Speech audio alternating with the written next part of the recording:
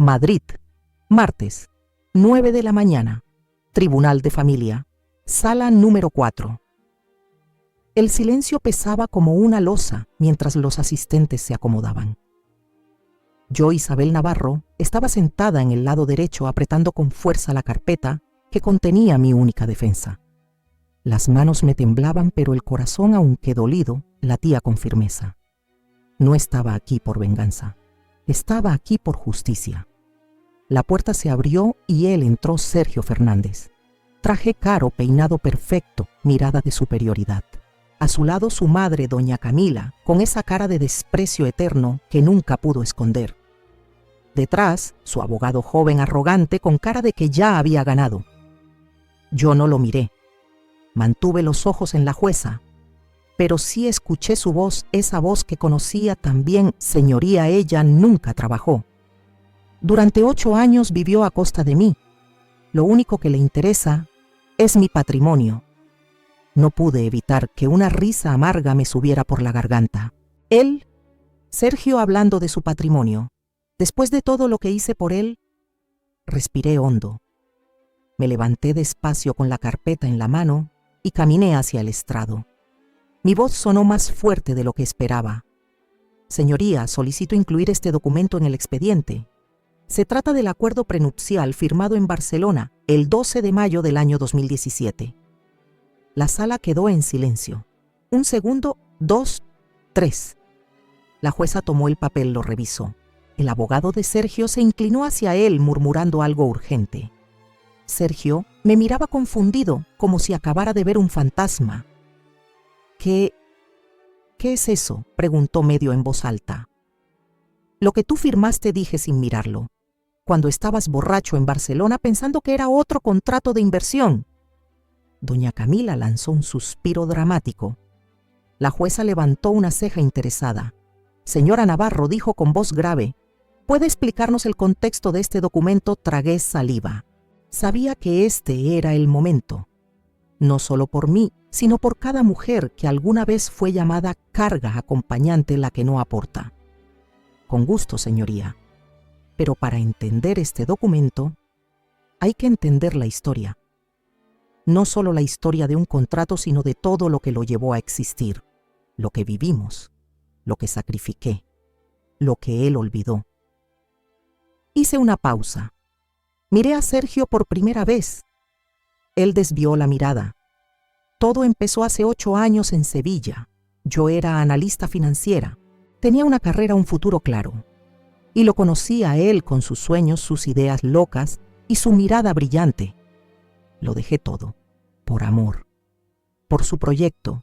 Y ahora estoy aquí no por lo que quiero quitarle, sino por lo que es mío por derecho, por lo que construimos juntos y por lo que él intenta borrar.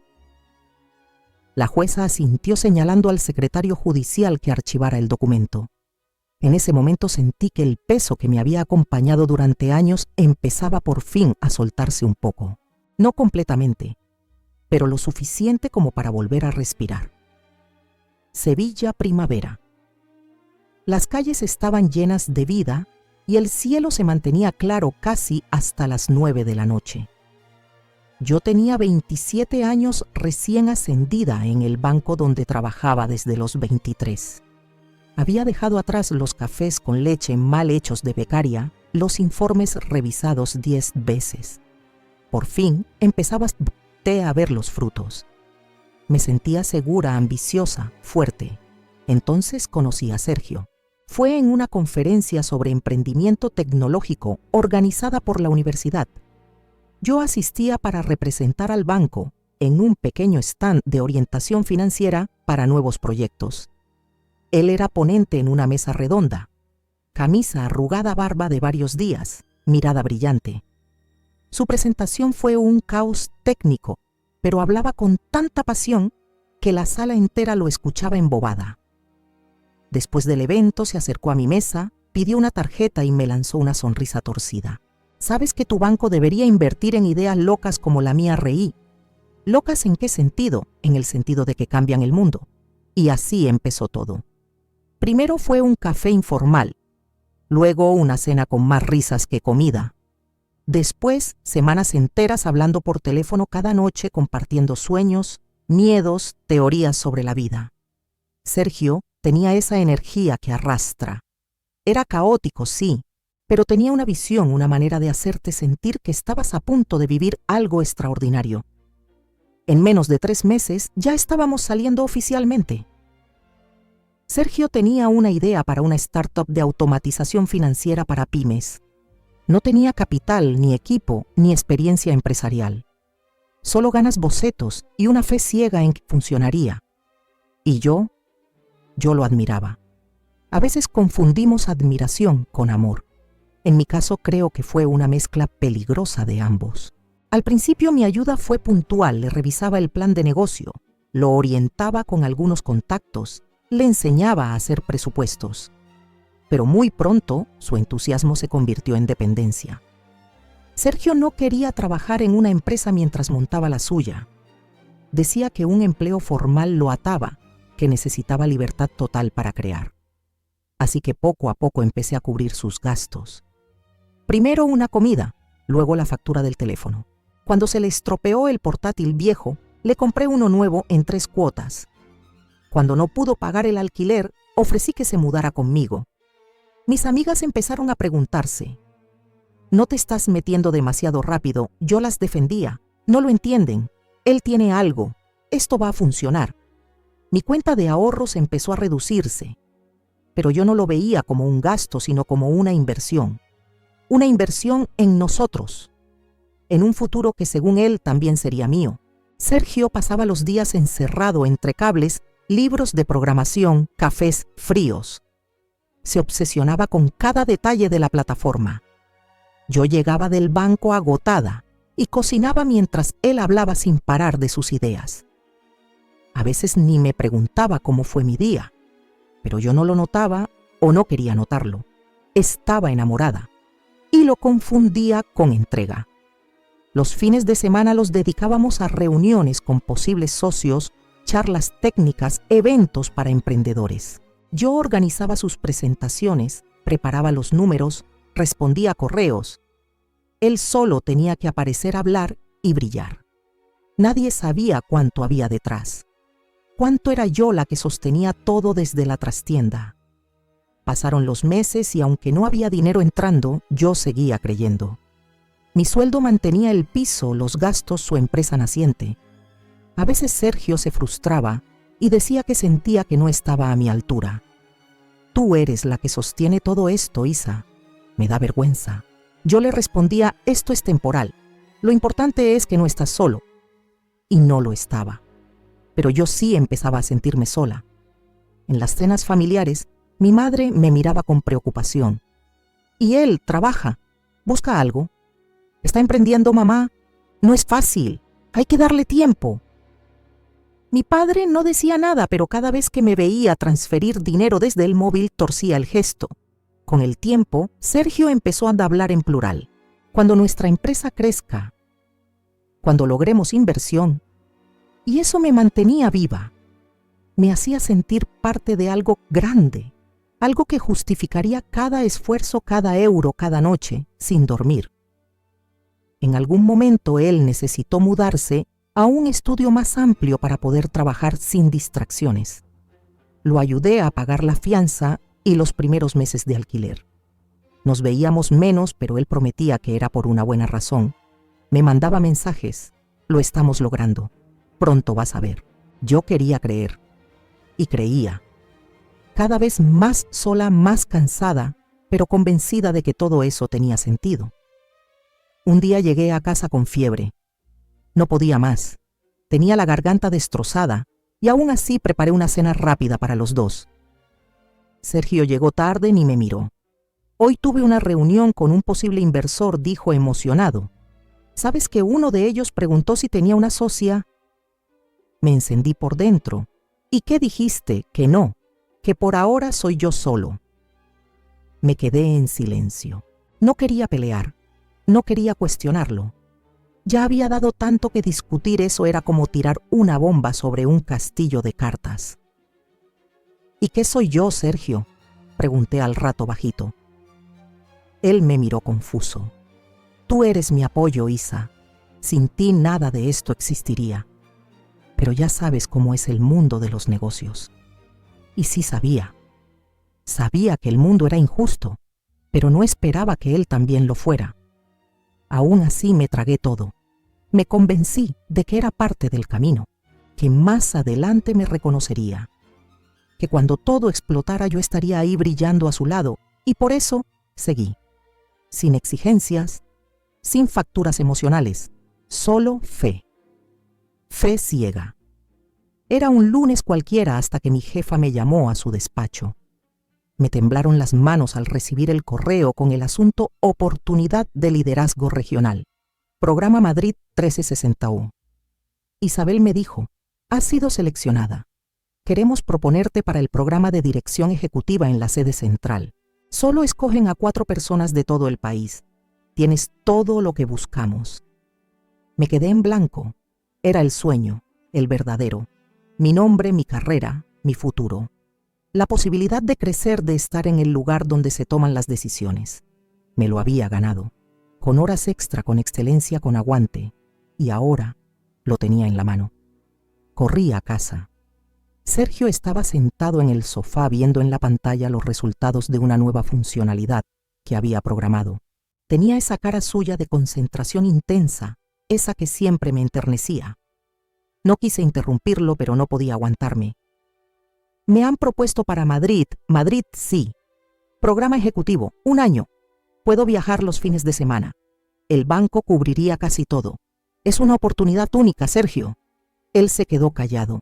Cerró la pantalla del portátil sin decir nada. No me abrazó, no me felicitó. Me miró con una expresión neutra que no supe descifrar. Entiendo si quieres irte, dijo al fin sin levantar la voz. Entiendo si tienes que hacerlo. Pero no lo decía como apoyo. Lo decía como quien se despide antes de tiempo, como quien prepara un entierro emocional. ¿Te molesta?, pregunté. No, solo no quiero que te sientas atada a mí, a esto. Pero no era lo que decía, era cómo lo decía. Su cuerpo se cerraba, sus ojos no me miraban. Ese silencio dolía más que un grito, y ahí empezó el dilema. Durante días no dormí bien. Caminaba ida y vuelta por la cocina haciendo listas mentales. Me preguntaba qué quería de verdad. Una carrera brillante, un amor que ya me costaba la piel, podía tener ambas cosas. Sergio no volvió a mencionar el tema, pero su actitud cambió. Se volvió más distante, menos afectuoso, como si estuviera esperando que me fuera, o peor, como si quisiera que lo eligiera a él sin que él lo pidiera. Y lo hice. Un viernes por la mañana llamé a la jefa de recursos humanos. Gracias por pensar en mí, pero no puedo aceptar. Me quedé mirando el teléfono por minutos esperando sentir alivio. Pero lo único que sentí fue un hueco enorme. Como si hubiese soltado la última cuerda que me ataba a mí misma. Ese mismo mes empezaron los recortes en el banco. Me ofrecieron una indemnización aceptable, pero me quedé sin trabajo estable. Sergio me dijo que lo veía como una oportunidad. Ahora tienes más tiempo para ayudarme con la empresa. Y eso hice. Comencé a trabajar como asistente administrativa en una pequeña oficina de seguros para pagar las facturas básicas. No era nada comparado con mi puesto anterior, pero al menos tenía algo. Por las noches me ofrecía para revisar planes contables de autónomos y los fines de semana me metí de camarera en un restaurante del centro. Sergio, por su parte, seguía trabajando en su proyecto desde casa. Cada tanto tenía reuniones con inversores, algunas entrevistas en podcasts de tecnología. Empezaba a sonar su nombre. A veces incluso me llamaban la novia del programador revolucionario. Pero nadie sabía que yo también corregía sus errores de Excel, que yo escribía los correos importantes, que yo organizaba las presentaciones, que yo cocinaba, limpiaba, y aún así no dejaba de creer en lo suyo. Una noche mientras lavaba los platos, escuché su risa desde la sala. Estaba en una videollamada con otros emprendedores. Dijo, sí, todo lo hago yo solo. Siempre he sido autodidacta. No necesito a nadie más. Me sequé las manos en silencio. Volví a la cocina. Tragué el orgullo otra vez. Le pregunté qué quería para cenar, como siempre, pero ya no era como siempre. Empecé a mirar el reloj más seguido, a preguntarme si había hecho bien en quedarme, si no había confundido sacrificio con cobardía, amor con deber. Yo había apostado por nosotros, pero él había hecho lo mismo. Una tarde lo escuché decirle a su madre por teléfono: no sé si Isabel entiende este mundo. Ella está acostumbrada a sueldos a jefes. Yo nací para hacer otra cosa.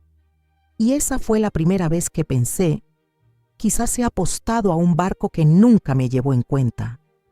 Cuando me propuso casarnos no hubo anillo, ni flores, ni velas, solo un «¿y si nos casamos?» soltado al azar entre bocado y bocado de arroz recalentado. Yo pestañeé confundida. «¿Hablas en serio, claro? Ya vivimos juntos, compartimos todo. Tiene sentido, sentido. No amor, no emoción, no ilusión, solo lógica. Como si el matrimonio fuera la siguiente casilla de una lista de tareas». Aún así asentí, porque después de todo lo que había dado decir, no se sentía como traicionarme a mí misma.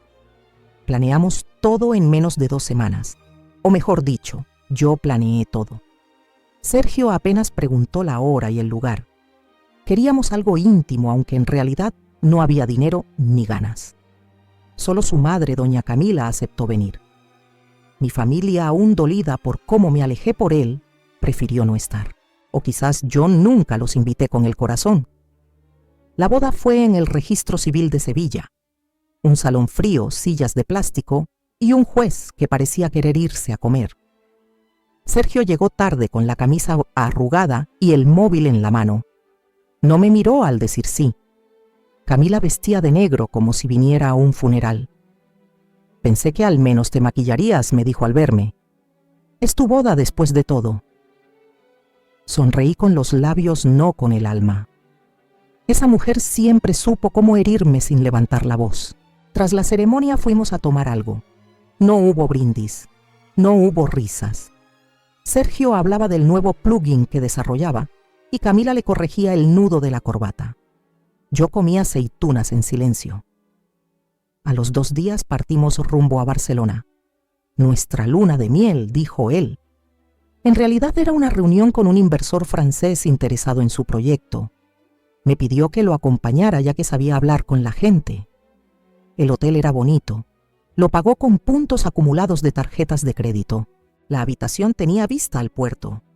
Yo soñaba con paseos, cenas, despertar entre sábanas blancas. Pero la realidad fue otra.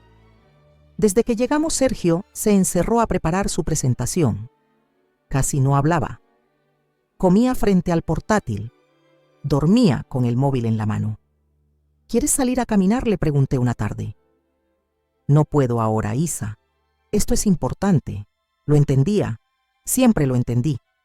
Pero ese ahora se repetía cada día. Una noche bajé sola al bar del hotel. No quería llorar en la habitación. Me senté frente a una copa de vino y pensé, esto es lo que merezco. Fue entonces cuando conocí a Émile Dufresne, un abogado francés elegante pero cercano. Me preguntó si estaba sola. Le dije que estaba casada, pero sí estaba sola esa noche. Sonrió con respeto. Charlamos un rato. Le conté que mi esposo era emprendedor, que llevaba años apoyándolo, que habíamos venido por negocios. «¿Y tú qué haces?». «Yo apoyo». «¿Y legalmente tienes participación en su empresa?». Me reí. «No tengo nada, solo lo ayudo». Émile frunció el ceño. «¿Y si las cosas no funcionan entre ustedes?». «No pienso en eso, deberías. El amor no excluye la protección». Esa noche no dormí. Me quedé mirando el techo preguntándome por qué nadie me había dicho eso antes. ¿Por qué nunca pensé en mí misma más allá de lo que él necesitaba? Al día siguiente volví a ver a Émile. Le pedí ayuda. En 24 horas, él y una abogada española me prepararon un acuerdo prenupcial retroactivo. Sencillo, claro. Si la empresa formalizaba y si nos separábamos, yo tendría derecho a un 49% de las acciones. No reclamaba nada más. Ni dinero, ni casa, ni autos que no existían aún, solo lo que habíamos construido. Quedaba firmarlo, y lo hice de la forma más triste que recuerdo. Sergio estaba cansado después de una cena copiosa con el inversor. Le pasé unos papeles, entre ellos el contrato. ¿Esto qué es? Lo que preparaste para la propuesta. Te lo ordené. No leyó, solo firmó. Gracias, Isa. No sé qué haría sin ti. Yo sí lo sabía. Y por eso lloré en silencio en el baño esa noche. No por lo que había hecho, sino por tener que hacerlo a escondidas. Por saber que si se lo explicaba, no lo aceptaría. Porque su idea de equipo tenía límites. Y yo ya los conocía. Volvimos a Sevilla. Nada cambió. Él seguía en su mundo, yo en el mío. Empecé a guardar el documento en una caja como quien guarda una bomba. No lo miraba, pero sabía que estaba ahí. No por codicia, sino por dignidad. Pasaron semanas. Sergio consiguió un fondo pequeño de inversión. Empezó a contratar freelancers. Me pidió menos ayuda. A veces ni me contaba lo que hacía. Estás muy ocupada, me decía. Pero en el fondo yo sabía que no quería que lo cuestionara, que su mundo nuevo ya no necesitaba testigos de su origen. Y así comenzó el verdadero matrimonio, uno de silencios, distancias, y una Isabel cada vez más invisible. La primera vez que vi su nombre en un artículo de prensa fue por casualidad. Estaba en el bar donde trabajaba los fines de semana limpiando vasos, cuando un cliente dejó abierto su tablet. En la pantalla leí: el nuevo Elon Musk andaluz Sergio Fernández y su startup disruptiva. Me congelé. No porque me sorprendiera su éxito, sino porque en todo ese reportaje, en cada palabra, escrita en cada foto posada, yo no existía. Ni una mención, ni una nota al pie, ni una frase amable. Nada. Después de 8 años sosteniéndolo, parecía que nunca estuve. Cuando llegó a casa esa noche le mostré el artículo intentando no sonar herida. Bonito artículo, dije neutral. Sí, ¿verdad?, respondió orgulloso. Aunque exageran con eso de Elon Musk. Pero bueno, publicidad es publicidad. Y lo de que lo hiciste solo... Se encogió de hombros. Ya sabes cómo va esto, Isa. Es más vendible así. Me callé. Otra vez. Lo que siguió fue una sucesión de eventos que me hicieron sentir más fuera que dentro de su mundo. Empezó a vestir diferentes camisas de lino italianas, relojes que valían más que todo mi armario. Contrató un coach de imagen, cambió su forma de hablar, empezó a usar palabras en inglés innecesarias. Tenemos un meeting con el board, decía en lugar de reunión con el equipo. Poco a poco dejó de contarme cosas. Ya no me pedía ayuda con las presentaciones, ya no me pasaba las cuentas para revisar. Ahora tenía un contable de verdad, como dijo un día sin mirarme. Y entonces llegó Lucía, para quedarse. Primero era la secretaria, luego fue la asistente ejecutiva, después simplemente Lucía. Ella empezó a aparecer en todo, en las reuniones, en los eventos, en las fotos. Siempre con ese aire de eficiencia, juventud y adoración ciega hacia Sergio. Una noche él llegó tarde a casa con perfume ajeno en la chaqueta. ¿Dónde estabas, cena de negocios? Lucía me acompañó. Representamos a la empresa. ¿Y yo no represento nada?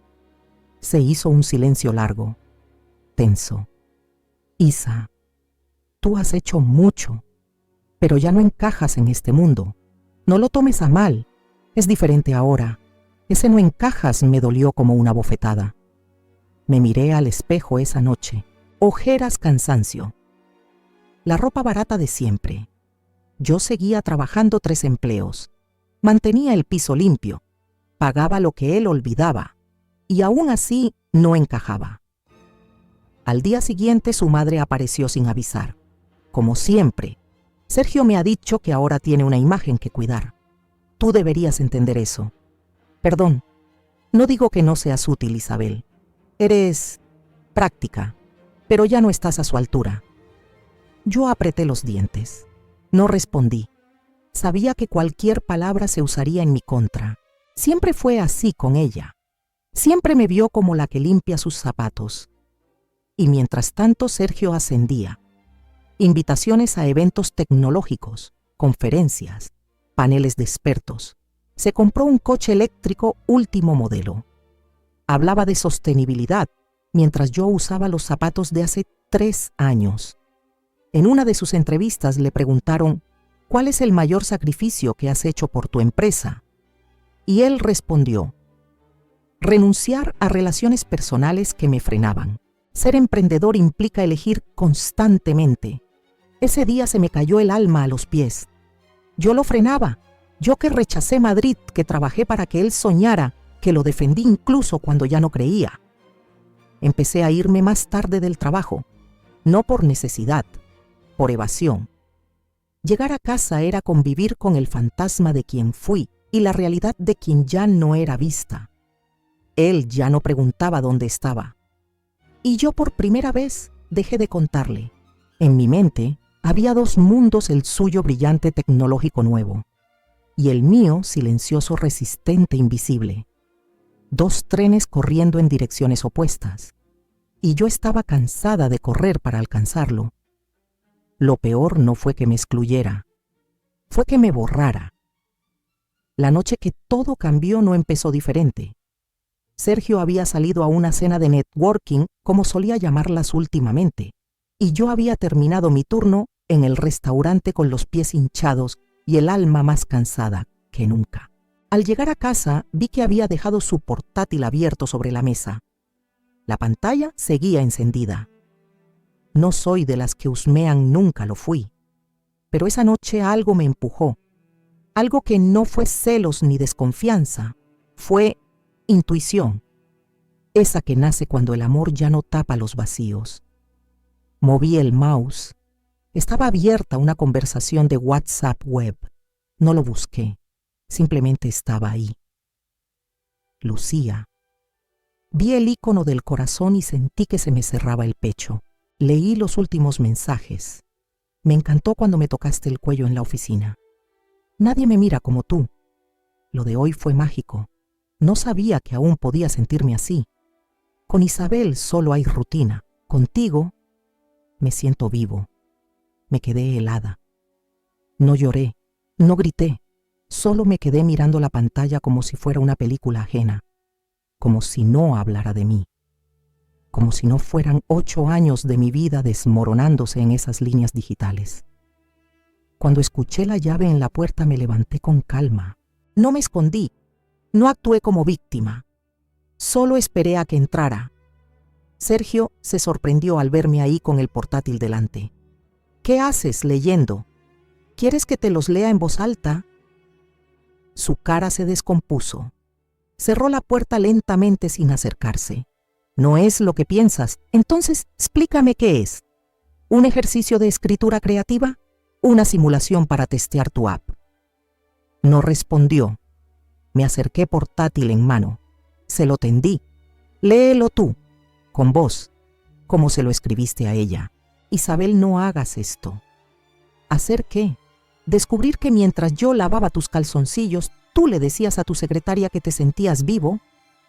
Hubo un segundo de silencio. Y luego, como tantas veces antes, eligió el camino más fácil, culparme. Es que tú ya no me entiendes. Siempre estás cansada, amargada, ocupada. Lucía me escucha, me anima, me recuerda quién soy. ¿Quién eres, Sergio? Un tipo que miente, que engaña, que usa a las mujeres como trampolines. No es eso. Claro que lo es. Grité por primera vez. Yo estuve ahí cuando no eras nadie, cuando no tenías ni para comprarte una camiseta limpia. Yo creí en ti cuando nadie lo hacía y te lo agradezco. Pero no podemos quedarnos en el pasado toda la vida. Esto ya no funciona. No. Lo que no funciona es tu conciencia. Él desvió la mirada. No dijo más. Esa noche durmió en el sofá. Yo en la cama sola abrazando una almohada que no podía mentirme. Al día siguiente, cuando volví del trabajo, ya no estaba. Se había llevado algunas cosas, ropa, su portátil, el cepillo de dientes. Ni una nota, ni una palabra. Pasaron 3 semanas, ni una llamada, ni un mensaje. Yo fingía que estaba bien. Iba al trabajo. Sonreía a los clientes, lavaba los platos, pero por dentro algo se deshacía. No era solo tristeza, era rabia. Una rabia silenciosa, honda, que me comía por dentro. Y entonces llegó el sobre. Un lunes por la mañana en el buzón del edificio. Notificación de divorcio. Juzgado de Familia de Sevilla. Lo abrí con manos frías. Dentro una carta del abogado de Sergio. Quería formalizar la separación de manera amistosa. Me ofrecía una compensación económica durante 4 meses para facilitar la transición. 4 meses. 4. Como si pudiera reconstruir 8 años de mi vida con 4 meses de ayuda. Me senté en el borde del sofá con el documento temblando en mis manos. Leí cada palabra, cada cláusula. Todo era limpio, frío, impecable. Ahí estaba el hombre que conocí, el programador, el calculador, el que lo empaqueta todo en contratos. Pero ahí no estaba el hombre que amé. Ese hace tiempo que se había ido. Llamé a mi madre esa noche. No le había contado nada. Ella escuchó en silencio, y cuando terminé, solo dijo: «Ya era hora, hija, no de que te dejaran, sino de que abrieras los ojos». Lloré. No por Sergio, sino por mí, por la mujer que fui, por la que dejé de ser, por todas las veces que me traicioné a mí misma. Guardé la carta, no la rompí, no la quemé. La puse junto al contrato prenupcial. 2 caras de una misma historia. Y me prometí que esa no sería la última palabra. Durante días no toqué el sobre. Lo dejé sobre la mesa como si fuera una bomba que podía estallar en cualquier momento. Cada vez que lo miraba sentía una mezcla de rabia, vergüenza y sobre todo impotencia. Él no solo me había engañado, me había desechado. Me había enviado un documento legal para cerrar 8 años como si fuera un trámite más. Una noche después de otro turno largo en el restaurante, me senté frente a la caja donde guardaba papeles viejos. Busqué con manos temblorosas empujando recibos, facturas, certificados, hasta que lo encontré. Ahí estaba, el contrato prenupcial, aquel documento que firmó sin leer, borracho de éxito y de vino en Barcelona. No lo había vuelto a abrir desde entonces, pero lo recordaba como si lo hubiese escrito ayer. Lo desplegué con cuidado. Cada cláusula seguía ahí, cada firma, cada inicial, cada número. En caso de disolución matrimonial, la parte Isabel Navarro tendrá derecho al 49% de las acciones o participación económica equivalente en caso de que la empresa haya sido formalmente constituida. Me temblaron las piernas. No por el dinero, ni por la empresa, sino porque por primera vez en semanas tenía algo mío, algo que él no podía quitarme, algo que validaba todos los años que le había dado. Pero no sabía qué hacer con ello. No conocía abogados, no tenía dinero para uno, hasta que, como tantas veces en mi vida, el destino se presentó vestido de rutina. Se llamaba Silvia Ortega, una clienta habitual del restaurante. Siempre pedía lo mismo: ensalada templada de queso de cabra sin cebolla, educada, reservada y con una mirada que lo observaba todo. Esa noche, al entregarle la cuenta, me preguntó: «¿Estás bien, Isabel?». Me quedé paralizada. No esperaba que recordara mi nombre, ni que notara algo. Lo normal, mentí. Ella me observó un segundo más. Y luego dijo algo que cambió todo: «Soy abogada. Derecho civil y de familia. No quiero invadir, pero si necesitas ayuda, aquí estoy». Le juro que casi me echo a llorar allí mismo, con el delantal puesto y olor a grasa. No le dije nada en ese momento, pero esa noche, después de cerrar el restaurante, me senté en una mesa y escribí su nombre en Google. Era reconocida. Había ganado casos complejos. Tenía una reputación impecable. Al día siguiente, llevé el contrato a mi mochila. Esperé a que viniera. Y cuando llegó, respiré hondo y le dije: «¿La oferta sigue en pie?». Asintió. Nos sentamos en la mesa del rincón. Le mostré el documento. Lo leyó con atención, sin interrumpirme. Luego levantó la mirada.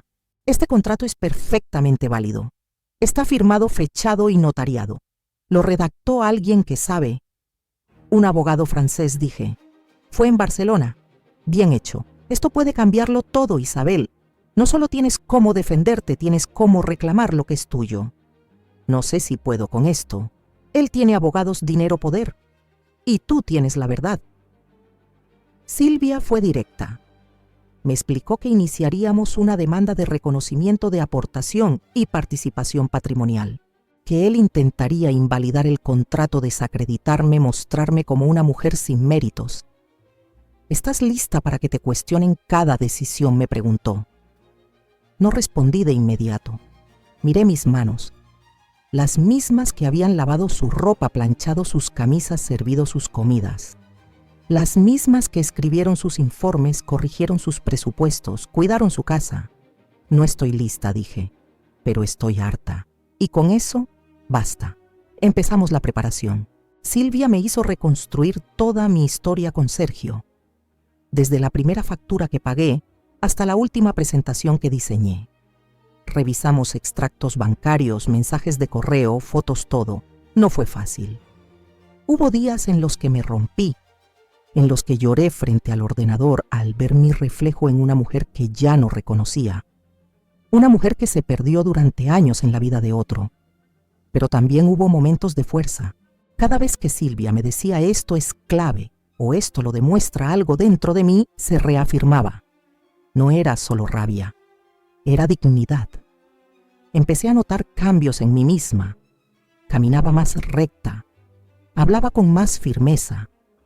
Ya no agachaba la cabeza cuando alguien me decía pobre. No era pobre, estaba despertando. Una tarde, mientras caminábamos hacia su despacho, Silvia me dijo: ¿sabes por qué ganan muchos hombres como tu ex? ¿Por qué? Porque las mujeres que los sostienen se sienten culpables de pelear. Creen que reclamar lo suyo es ser malas. Me quedé pensando en eso todo el día.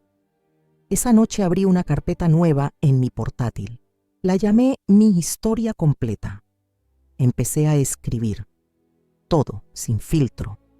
Desde Sevilla, el primer día que lo conocí, hasta ese sobre maldito del juzgado. Escribí como quien saca espinas, como quien limpia una herida con sal sabiendo que después cura. Silvia me aconsejó mantenerme en calma, no responder a provocaciones, no hablar con Sergio, no caer en su juego, y lo hice. Durante semanas trabajé, dormí poco y le dediqué las noches a preparar mi defensa.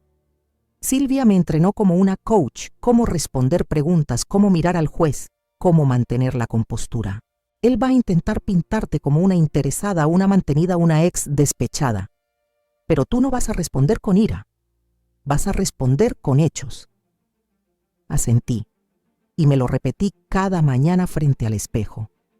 No soy una víctima, soy una mujer que estuvo callada demasiado tiempo y ya no más. La sala estaba en silencio cuando entré. Mi corazón latía tan fuerte que podía escucharlo en los oídos, pero mi rostro era una máscara de calma. Llevaba puesto un conjunto azul oscuro que Silvia me ayudó a elegir, sobrio, firme, sin adornos. Nada de debilidad, nada de distracción. Sergio ya estaba ahí. Traje gris, corbata azul. A su lado su abogado, un hombre con sonrisa de serpiente. Y detrás de ellos, por supuesto, su madre, sentada como si el juicio fuera una molestia menor en su día. Cuando me vio, Camila bufó. Silvia me susurró: respira, todo está en tus manos. Nos sentamos. El juez, un hombre de rostro seco, revisó los documentos sin levantar la vista. El abogado de Sergio fue el primero en hablar, y como Silvia predijo, atacó sin piedad.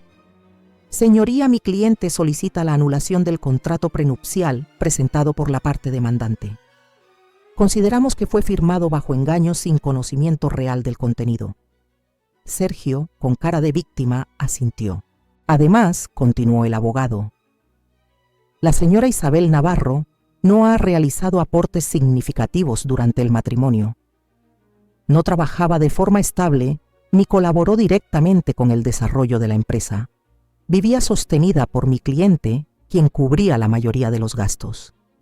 Silvia se levantó con elegancia. Señoría, lo que se está intentando aquí es reescribir la historia. pero tenemos documentos extractos bancarios, correos electrónicos, fotografías y testigos que demuestran lo contrario. El juez asintió permitiendo continuar. Y ahí empezó la verdadera batalla. Silvia presentó recibos de compras que yo había hecho para el desarrollo inicial del proyecto, los pagos del portátil, las facturas del alquiler de su estudio Correos, donde le explicaba modelos financieros. Aquí dijo Silvia mostrando una presentación. Pueden ver el documento enviado por la señora Navarro al señor Fernández con correcciones del plan de negocio original.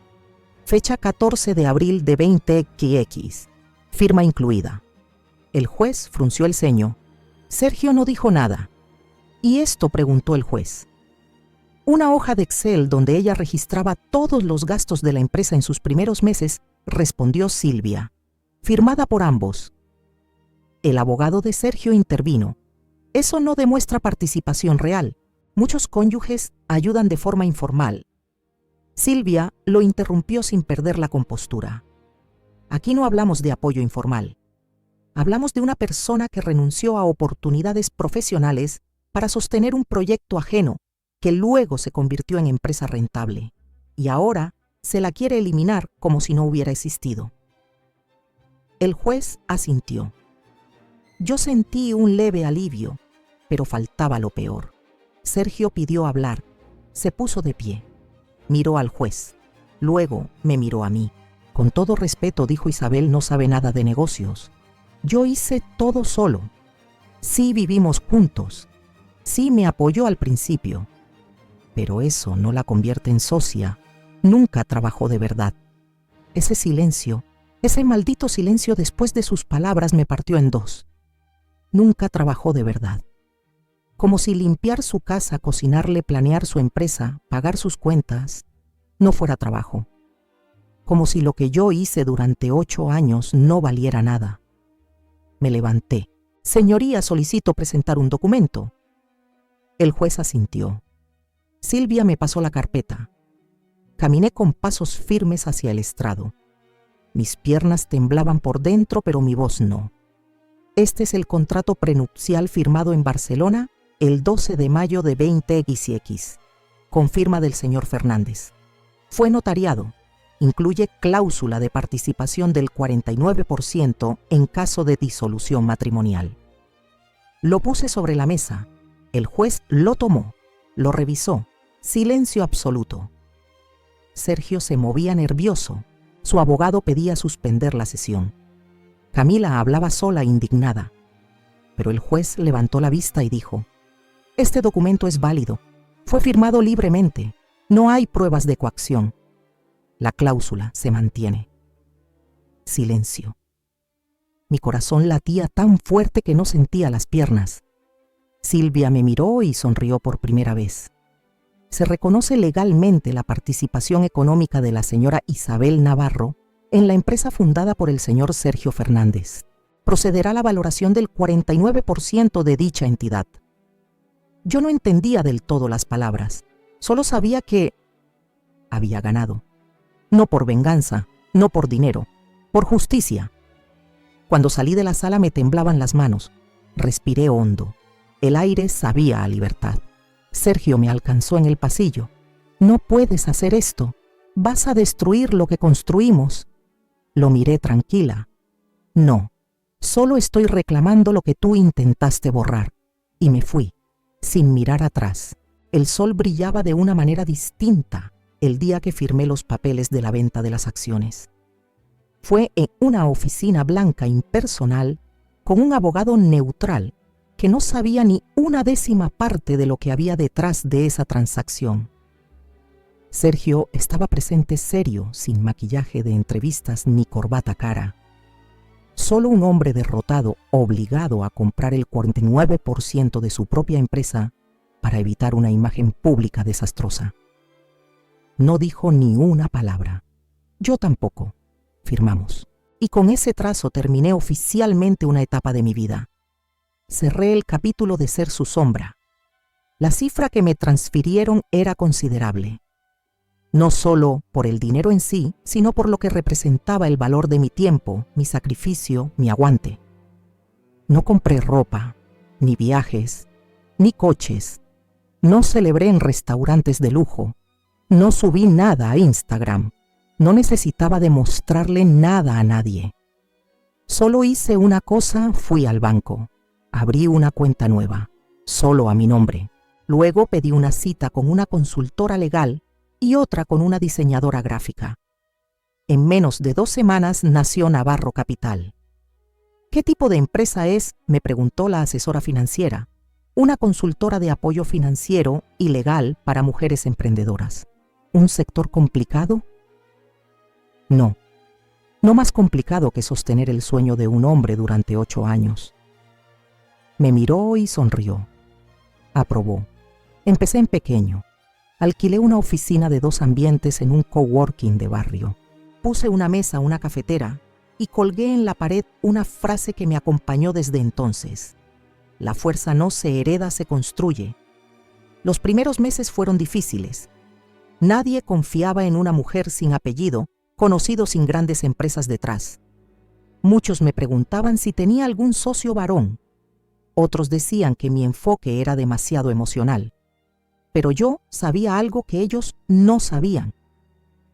Las mujeres no necesitan caridad, necesitan herramientas, y yo tenía las mías afiladas como cuchillos. Ayudé a la primera clienta, una mujer ecuatoriana con una tienda de panadería artesanal. Le reorganicé las finanzas, le busqué un microcrédito, la ayudé a renegociar el alquiler de su local. 3 meses después triplicó sus ventas. La segunda fue una madre soltera que hacía cosmética natural. La tercera, una mujer mayor que vendía plantas medicinales online. Y entonces pasó lo que siempre pasa cuando las cosas se hacen bien, el boca a boca. Navarro Capital empezó a crecer. Más mujeres llegaban. No por lástima, por necesidad. Y porque sabían que no las iba a mirar desde arriba. Yo había estado ahí. Había barrido pisos. Había contado monedas. Había llorado en baños públicos. Nadie me iba a decir lo que era empezar de cero. Un día me llamaron de una revista financiera. Querían hacerme una entrevista. Queremos hablar con la mujer que convirtió una derrota judicial en un trampolín profesional. Acepté. La nota salió con una foto mía en el escritorio de mi oficina con la frase «Del silencio al poder, Isabel Navarro y su revolución financiera femenina». La viralización fue inmediata. Mujeres me escribían desde todas partes. Algunas me pedían ayuda. Otras solo querían contarme sus historias. Algunas lloraban, algunas gritaban. Todas de alguna forma eran yo. Fui invitada a dar charlas en universidades en foros de economía con perspectiva de género. Me temblaban las manos la primera vez que hablé ante 100 personas. Pero cuando miré a las mujeres del público, supe que estaba exactamente donde tenía que estar. No era una experta académica.